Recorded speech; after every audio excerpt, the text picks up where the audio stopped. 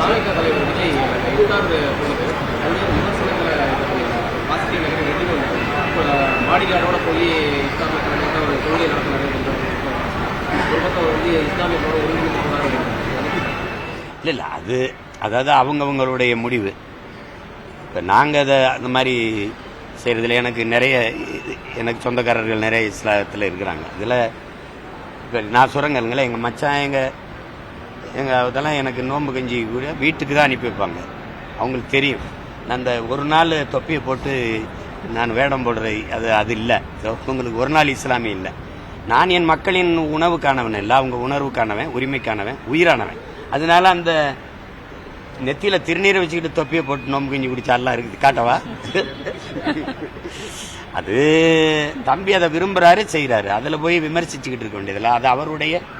அதனால அவர் இஃப்தார் விருந்துல தொப்பியை போட்டு பங்கேற்றதுனால தானே இந்த விலைவாசி ஏறிடுச்சு. அதனாலதான் நாட்டில் இவ்வளவு பிரச்சனை, அதனாலதான் அடிக்கடி மின்தடை ஏற்படுதுன்னு சொன்னீங்கன்னா விவாதிக்கலாம்.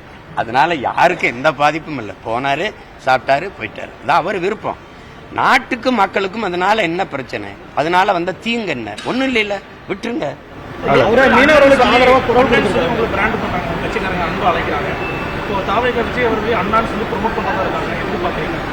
அது அண்ணா எத்தனை அண்ணா இருக்கலாம். எனக்கு இல்ல, கோடிக்கணக்கான அண்ணா இருக்காங்க, நிறைய பேர். இப்ப நீங்க அது வருதுல எங்கல்ல வந்து எங்க கட்சியில என்ன எங்களுக்கு முறைன்னா, எங்க தலைவர் இருக்காரு பாருங்க. எங்க தலைவர் வந்து எல்லாருமே தம்பின்னு சொல்லுவாங்க. வயசுல சின்னவங்களும் சரி பெரியவங்களும் சரி தம்பின்னு சொல்லுவாங்க. எங்க இதுல வந்து வயசுல என்னை விட பெரியவங்களும் என்னை அண்ணான்னு தான் கூப்பிடுவாங்க. அதுவும் பஞ்சாப்ல எல்லாம் 85 வயசு 70 வயசு 75 வயசு பெரியவங்க எல்லாம் சீமானான்னு தான் கூப்பிடுவாங்க. சீக்கியர்கள் எல்லாம் சீமானா. அது ஒரு அன்பின் மிகுதியால வர்ற சொல். அதுக்கு வயசோ இதெல்லாம் கிடையாது. அது இதயத்தின் அடித்தளத்திலிருந்து அன்பின் மிகுதியில வரக்கூடிய சொல்.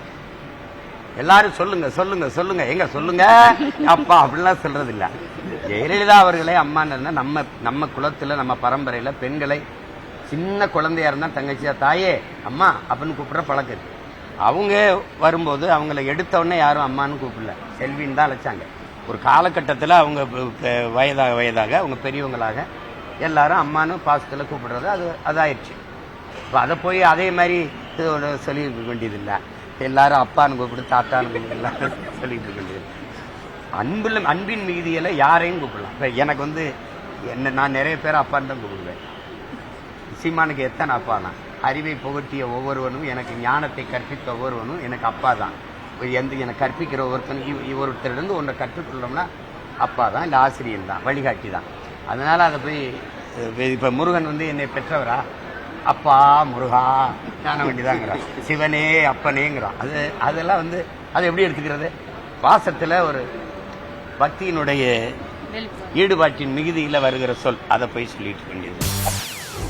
செய்திகளை உடனுக்குடன் தெரிந்து கொள்ள உடனே சப்ஸ்கிரைப் பண்ணுங்க.